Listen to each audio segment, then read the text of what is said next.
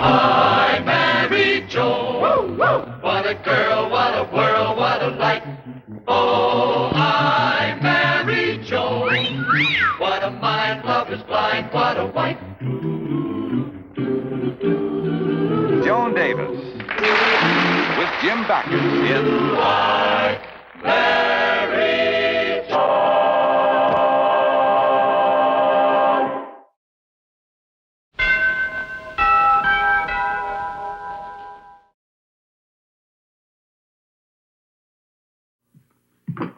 Good morning, Joni. Hello. Hello. You know, Joni, I was thinking about that opinion I'm writing on Smith versus Parchment, and a new angle came to me about caveat emptor. You see, Joan, may I inquire what is so absorbing?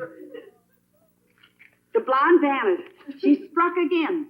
What for? Better pay? The police acknowledge themselves completely baffled. They think she might be a thrill bandit. By day, the bored wife of a businessman who thinks only of money. By night, a prowling tiger. Joan, doesn't it mean anything to you that I'm trying to tell you something that is pretty important to me? Well, of course it does, dear. Some wives might even consider a judge's job fairly interesting. Well, I am interested, dear, in everything that you do. I think your job is just about one of the most fascinating things that I've seen in the... Joan, will you get me some hot coffee, please? And do you mind if I take the paper? Joan, listen to this. In answer to charges that he had deserted his wife after 23 years of marriage, Homer Cathcart told the court yesterday that his wife Imogene and he had no common interest. What a shame. Mr. Cathcart said, "My wife is not interested in my work. And rather than sit and stare at each other for another 23 years, I decided to leave home." Well, that's the way it goes with marriage. You never know when it will happen to you. Farewell. Goodbye.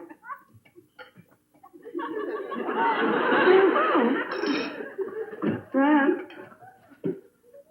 Bradley, what did you mean, Bradley? Oh, honey, I've been wanting to ask you, could I come down and visit you in your court this morning? Because I'm awfully interested in what goes on in your court. So, can I come down, huh? Well, of course, Joni. Oh, thank you, dear. Brad? Yes? The suitcase. The lock is broken. Have to have it fixed. Goodbye. I wonder if he's smarter than I am. Now, you understand, Mr. Slattery, in waiving the right of trial by jury, you give me latitude in asking questions. Oh, sure. Ask me anything, Judge. Now, the night the safe was blown at the Palace Theater, just where were you, Mr. Slattery? I refuse to answer. I stand on the Fifth Amendment. Where did you get the money to buy your wife a new fur coat? I stand on the Fifth Amendment. Oh, what do you think of the judge,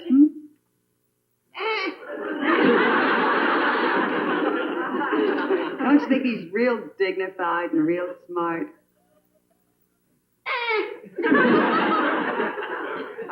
Well, of course, if you knew him, I mean really knew him.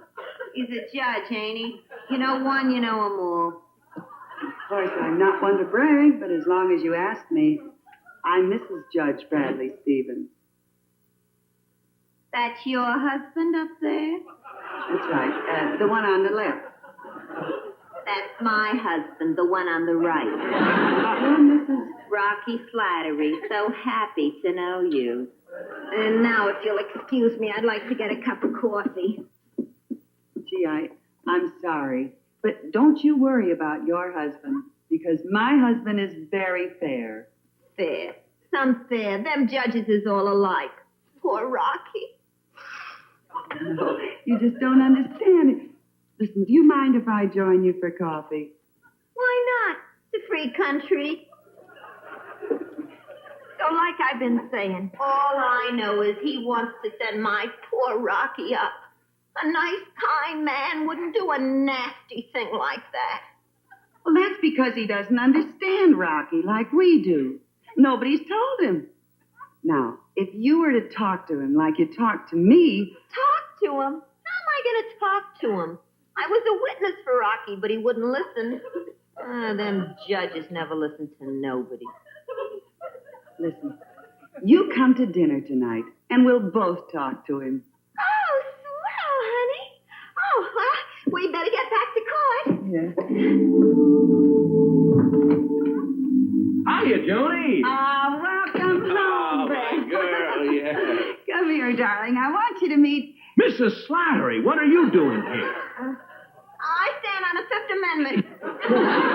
Brad, Mrs. Slattery's husband has such an honest face Joan. that I thought, and dogs love him, and kids, oh.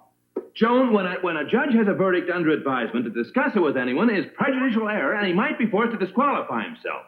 So I positively cannot discuss with either one of you any of the details. What did I tell you? Any of the details involving your husband's case, Mrs. Slattery.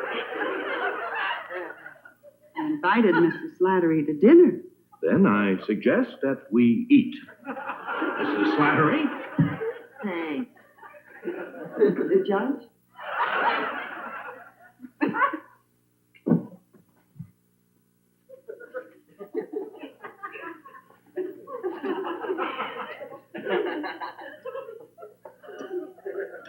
You know what, Mrs. Slattery? No, what, Mrs. Stevens? I was reading the other day, Mrs. Slattery. What were you reading the other day, Mrs. Stevens? Well, it seems there was a judge who electrocuted a man on circumstantial evidence. And the man turned out to be innocent. No. Oh, what did the judge do? What did he do? What could he do? He shot himself. The only decent thing. Poor dear.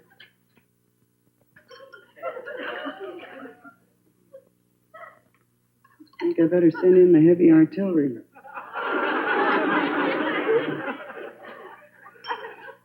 Do I hear someone at the door? I didn't hear anyone at the door. Oh, I'm sure I heard someone at the door.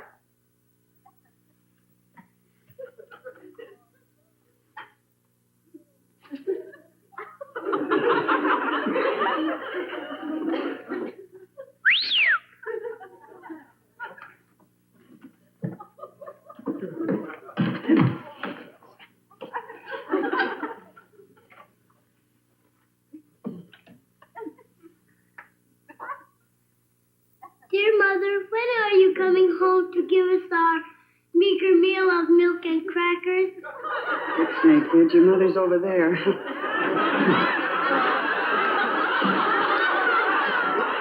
Where's the bad man who wants to send our innocent father to jail? Joan! Please, Brad, have you no heart? What is to become of us and our 5 baby sisters if our father is sent up the river? Alas. 5 baby sisters. French.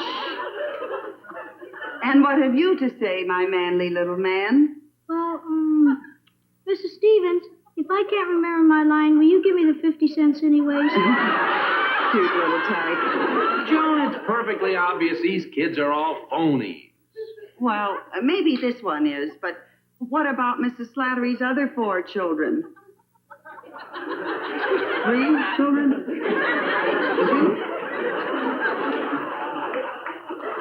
Joan, come over here. Joan, I am certain the Slatterys have no children. You're helping by sending him to jail?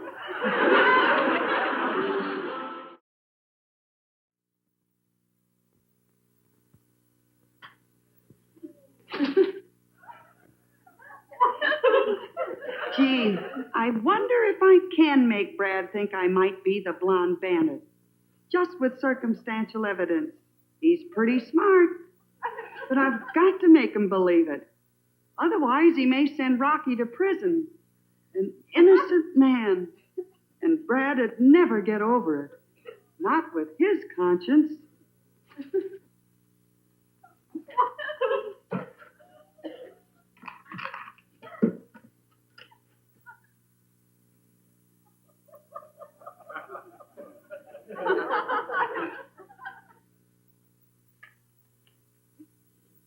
I'll show him just how wrong circumstantial evidence can be.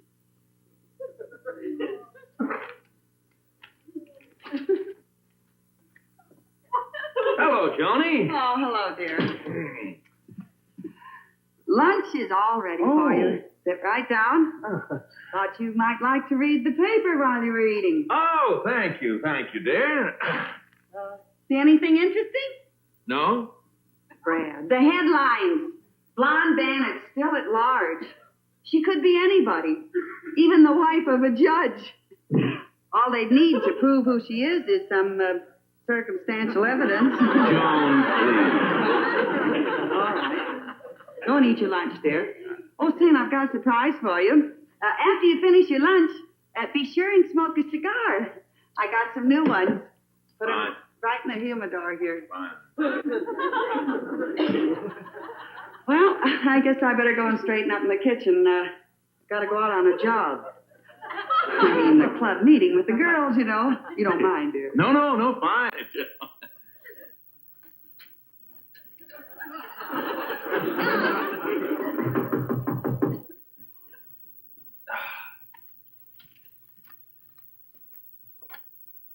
Oh, Joe. Sorry to bother you at home, Judge Stevens. Yeah, well, what's up?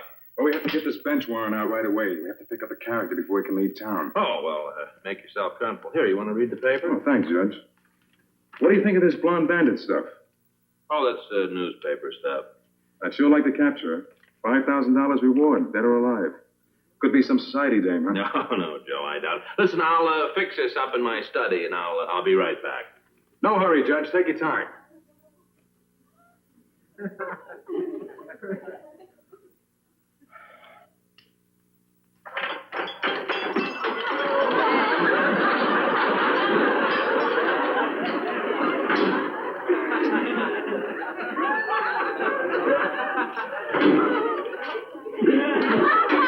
Just ought to get him.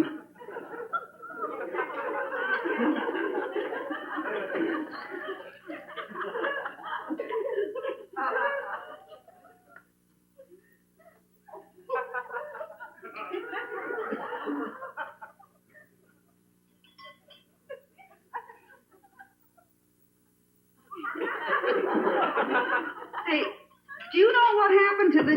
The blonde bandit. No,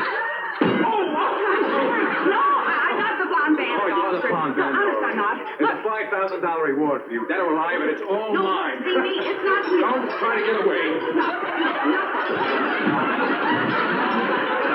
Shoot! Say, Joe, what's going on? Judge, out of my way. It's the blonde bandit. The blonde bandit. Wasn't the blonde bandit. That was my wife. Your what? Yes. Wait a minute. Is this the blonde bandit? Yeah, that's her. Well, that's my blonde maniac. I don't get it, Judge. Well, don't try to, Joe. Trying to understand my wife is you have to have a 4-year course. She was just playing a game with her. A game? Yes, a game called Circumstantial Evidence. Oh, Judge, this is no laughing matter. I might have shot her. Oh, shot her. Say, Joe, this is terrible. It's time I really taught her a lesson about those schemes of hers. Joe, do you know Fancy Farney? Fancy Farney. Sure, the fellow you put on parole. Yeah. Will you tell him I want to see him this afternoon and ask him to come over and bring along some friends? Oh, sure, Judge. But he's going straight, you know. Yeah, I know. I just want him to help me put an end to the career of my blonde bandit once and for all.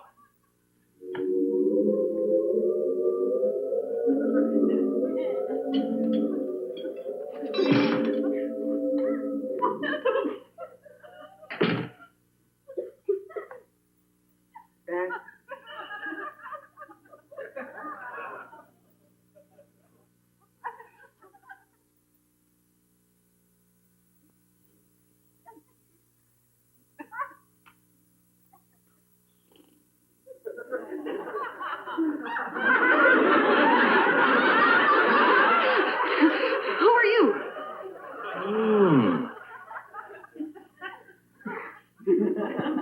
Class.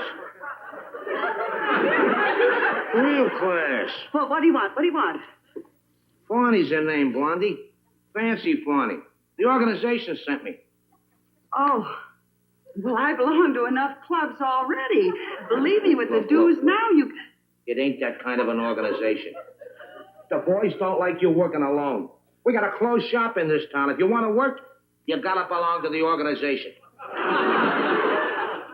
Oh, you've made a horrible mistake. No mistake. Well, what about it, Blondie? Are you gonna cooperate? Let me explain. I'm not the blonde bandit. I'm just a housewife. Just a happy little housewife.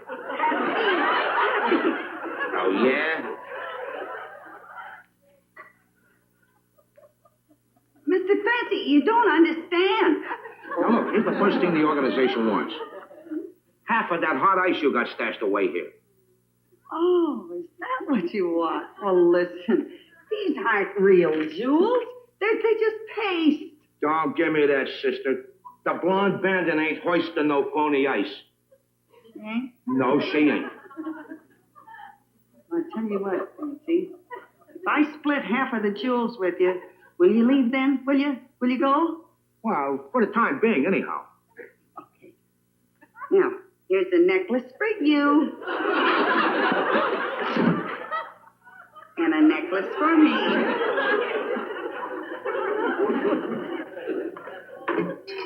And a bracelet for you. And a bracelet for me.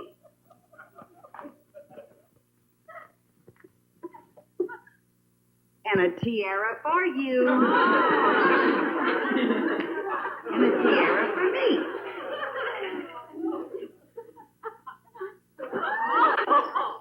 And a bunch of rings for you. And a bunch of rings for me. Wait a minute.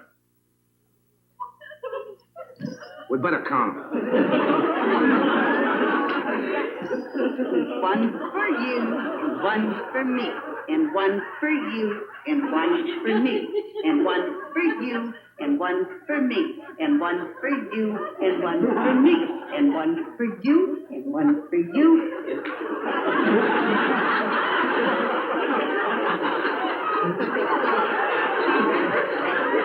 Brad, So. I know how this And looks. I thought you were making believe that you were the blonde bandit. There was another one of your schemes. But this! Oh, Brad, listen to And you for it. You realize that you're breaking parole? Yeah, but who's going to tell on me? Not you. Because if you tell on me, I'll tell on her. Why, this is blackmail. Yes, Your Honor. Just can't believe it. But you win. With my wife a crook. Brad, I'm not a crook. I'm not. Now, you must... Oh, now listen, you stop being I'm silly. I telling can't you. wait. Wait out. Both of you. If there's anything that makes me nervous, it's a family spat. I'll see you around.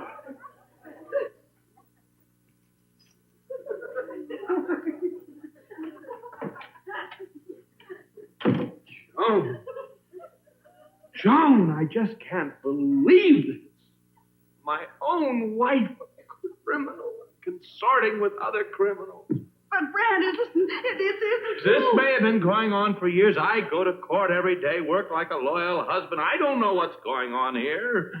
What's going on here? Well, how do I know? Maybe this house is a hideout for criminals. With Barney hanging around here, why not the rest of the underworld?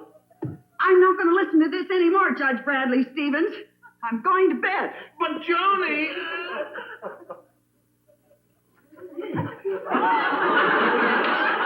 Say, am I glad you're in the organization now, sister. What a spot to run a still in without the cops butting in. Hey, take your shoes off, sister. There's a load of grapes in the bathtub that needs trampling.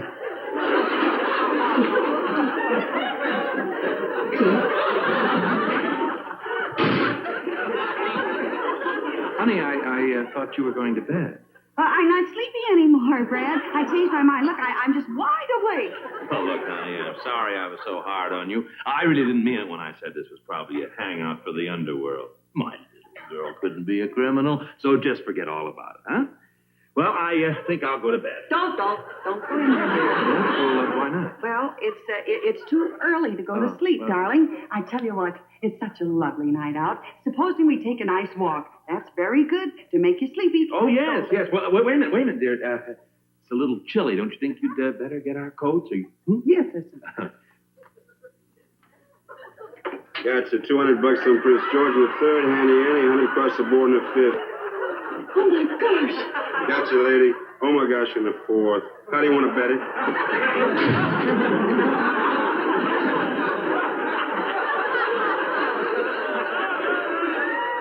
Joni, I thought we were going for a walk. Yes. Let's get out of here. Let's go for a walk. What about our coats? Oh, it's so balmy. Who needs coats? Come on, dear. I've been waiting for you to brush the old man. What's wrong, Joan? Well, it's too cold. Let's not go out this way. Let's go out the back way. It's warmer out the back way? Southern exposure. Behaving very strangely. What's up? Gentlemen, place your bets. Around and round she goes. And it's black 22. Black wins again. Joan, will you explain this? And around she goes. Brad, will you do me a favor? What? Put $2 on red while I try to figure this thing out. I just can't get over you cooking up this whole thing just to teach me a lesson. That's right, Joan, I did. Ah, but you didn't teach me a lesson. I taught you one. Huh? Well, I set out to prove that circumstantial evidence can make even an innocent person look guilty, right? Right, but... And all you did was make me look even guiltier. So it certainly proves my point about circumstantial evidence. You know something? You're right. Mm-hmm. So, Brad, will you turn Rocky Slattery loose? It's all just circumstantial evidence, you know. Well, I would, Joan, except for one thing. Oh, what's that? He confessed this morning. And by the way, you know who the blonde bandit is? Who? Mrs. Slattery. Yeah. Now, Mrs. Stevens, what have you got to say? Well, I stand the Fifth Amendment.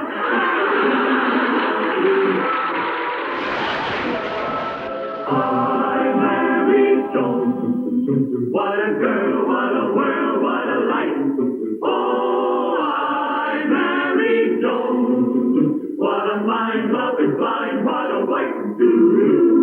Giddy and gay, all day she keeps my heart laughing. Never know where her brain has gone.